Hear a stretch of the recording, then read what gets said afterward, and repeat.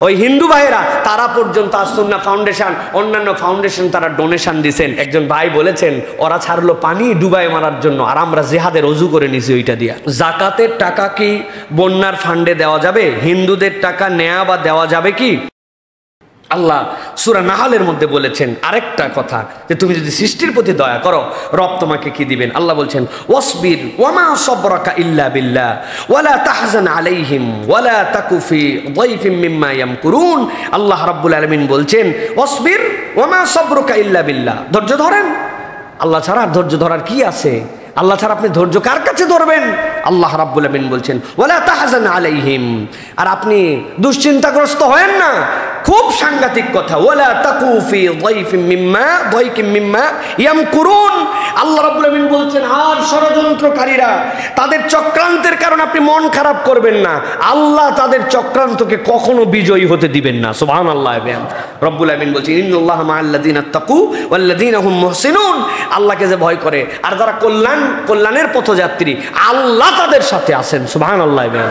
অতএব ষড়যন্ত্রকারীরা যত ষড়যন্ত্র করুক, আজকে হয়তো আমরা দেখতেছি যে কেউ উপরের দিকের দেশ, কেউ নিচের দিকের দেশ।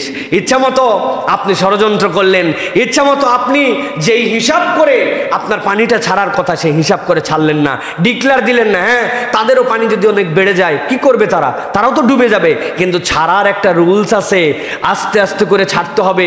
এইটা প্রথম থেকেই ধারণা নিতে হবে কি পরিমাণ পানি রিজার্ভ হতে পারে। ও তো বাঁচানোর চিন্তা করার পরে আপনি একবারে পুরো মেরে ফেলে দিবেন, এইটা কোনো লজিকের মধ্যে পড়বে না, পৃথিবীর আইনেও না, মানবিক আইনেও না। আপনি যেই পানি এত জড়ো করছেন ওইটা না করে যদি প্রথম থেকেই আস্তে আস্তে করে ছাড়তেন তাহলে পানি প্রবাহের রাস্তাতে তো বেরিয়ে যেত। একবারে ছাড়ার কারণে এলোমেলো হয়ে গেল। আপনি এগুলো চক্রান্ত করেন অথবা ষড়যন্ত্র করেন অথবা আপনি বিপদে ফেলার জন্য করেন। আল্লাহ বলছেন সব খবর আল্লাহর কাছে আছে। তবে হে নবী, আপনি কেবল নয়, আপনার উম্মতকে আমি আল্লাহ গ্যারান্টি দিলাম তাদের চক্রান্ত নিয়ে দুশ্চিন্তাগ্রস্ত হবেন না।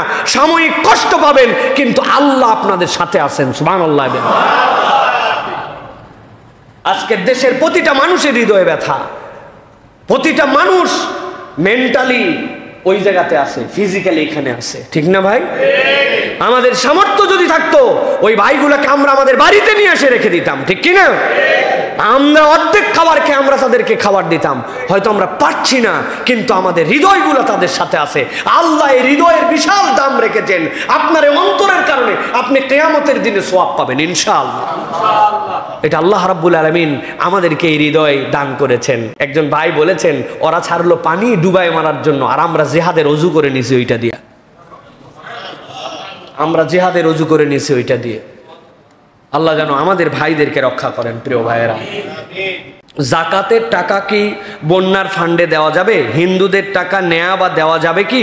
প্রিয় ভাইয়েরা, প্রথম কথা হচ্ছে জাকাতের জন্য আল্লাহ রাব্বুল আলামিন হকদার নির্ধারণ করেছেন। ইন জেনারেলি আপনি জাকাত দিতে পারবেন না, কিন্তু বন্যা দুর্গতদের মধ্যে কেউ জাকাতের যদি হকদার হন, আপনি যদি তাকে অর্থ দিয়ে তাকে মালিক বানায় দেন, অবশ্যই আপনার জাকাতের টাকা দিতে পারবেন। কিন্তু জেনারেল ফান্ডে আপনি জাকাতকে যুক্ত করে দিতে পারবেন না। যারা বলবেন যে বন্যা দুর্গতদের জন্য আমরা জাকাতের আলাদা ফান্ডিং করতেছি, যারা জাকাতের হকদার তাদের পুনর্বাসন, তাদের বাড়িঘর, তাদের ট্রিটমেন্ট, তাদের চিকিৎসার জন্য আমরা একটা ব্যয় করব, আপনাকে উল্লেখ করে দিতে হবে। কিন্তু জেনারেলের সাথে জাকাতকে মিশাই দেওয়া যাবে না। কেননা জাকাত তার হকদারকে মালিক বানায় দিতে হয়। ওই মালিক এরপরে তার ইচ্ছা মতো খরচ করবে, নচেত আপনি এইটা করতে পারবেন। অতএব বন্যা দুর্গতদের জন্য অবশ্যই জাকাত দেওয়া যাবে, কিন্তু যারা এই ফান্ড রেজ করতেছেন তাদেরকে এটা বলে দিতে হবে যে জাকাতের প্রপার হকদার প্রপার ওয়েতে যেন এটা ব্যবহার হয়। এটা আপনাকে সতর্ক থাকতে হবে।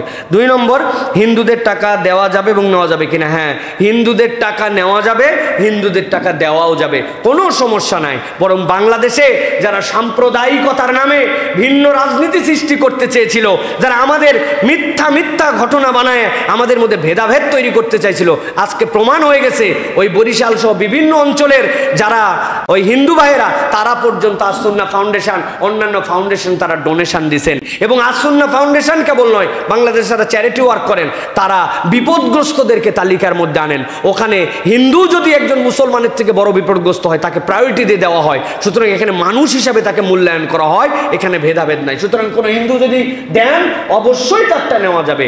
এমনকি মসজিদ নির্মাণের জন্য হিন্দুর টাকা নেওয়া যাবে। কোনো সমস্যা নাই তার জন্য। তার টাকা যদি সে দিতে চায় নেওয়া যাবে আল্লাহর বান্দা হিসেবে। সুতরাং এখানে হিন্দু মুসলমানের ভেদাভেদ নাই, তার টাকা নেওয়া যাবে। মুসলমানরা কোন জায়গাটায় বারণ করেন এটা আপনাকে ক্লিয়ার রাখতে হবে।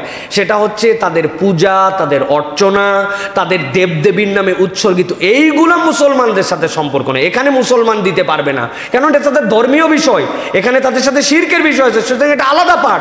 কিন্তু এই বন্যা দুর্গত জেনারেল মানুষের কল্যাণ, এখানে টাকা নেওয়াও যাবে। কোনো হিন্দু বিপদগ্রস্ত হলে একজন মুসলমান হিসেবে তারা যেহেতু এই দেশে সংখ্যায় কম সংখ্যক, আমরা আরো বেশি তাদেরকে ভালোবাসা দেখায়া আমরা তাদের জন্য উদ্ধারের জন্য এগিয়ে যাব। সুতরাং এই ক্ষেত্রে আমাদের জন্য কোনো বাধা নেই। আশা করি আপনারা উত্তর বুঝতে পেরেছেন।